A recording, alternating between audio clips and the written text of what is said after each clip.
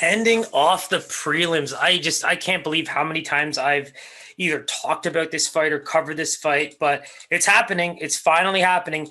Macy Chiasson against Marion Reneau, classic prospect on the come up versus, the veteran of the veterans, right? She's shown so much prowess in her previous fights. I think that the way she's able to survive and kind of implement her own game is what keeps her in a lot of the fights she's had. 9-6, we talk about it, right? Classic female records that have been made, just really bad matchups. You can't really string together big wins all the time because sometimes you just fight the wrong person. And, when you think about the Kat Zingano, Yana Kunitskaya, and Raquel Pennington fights, I mean, yeah, they were pretty dominant losses, but I think the Yana Kunitskaya one was one where, there was a bit of a level playing field. I think that she could have even stuck that one away. But when we're looking ahead, Macy Chiasson is long. She's going to have a lot of, reach and distance striking to her advantage. I think Marion Reneau is a great grappler.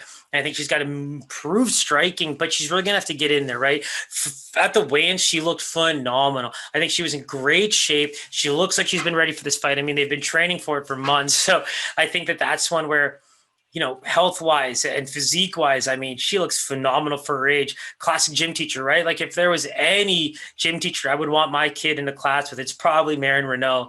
I mean, she looked phenomenal in the weigh-ins, and I think that this is a fight where the lines, if you think about where they were for their previous fight, I mean, it was closer to a -300 for Macy Chiasson, and it has completely found reality heading into this bout. So that's where I would say I like the line. I probably wouldn't touch it very much. I think that everyone is pretty much on the Chiasson train right now, but I think that the line makes a lot more sense now. I think that if that wasn't the case, a guy like me is definitely going to try sprinkling on the Marion Reneau just for that price. But at the end of the day, Chiasson's not faced this level of competition. I think that that's going to be what rectifies the line in that way. And I think that's what's made, some of the veteran bettors, if you will, make their switch, right?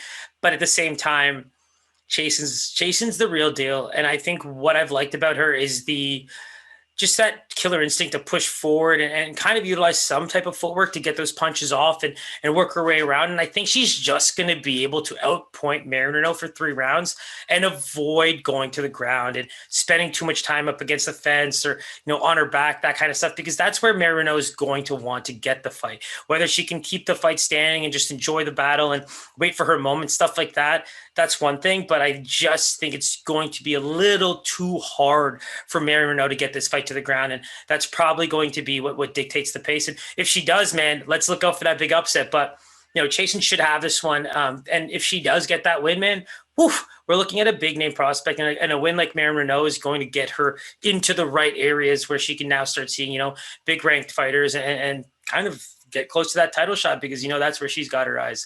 But I can't wait for this one. It's going to be nice to see Marion Reneau get back in there.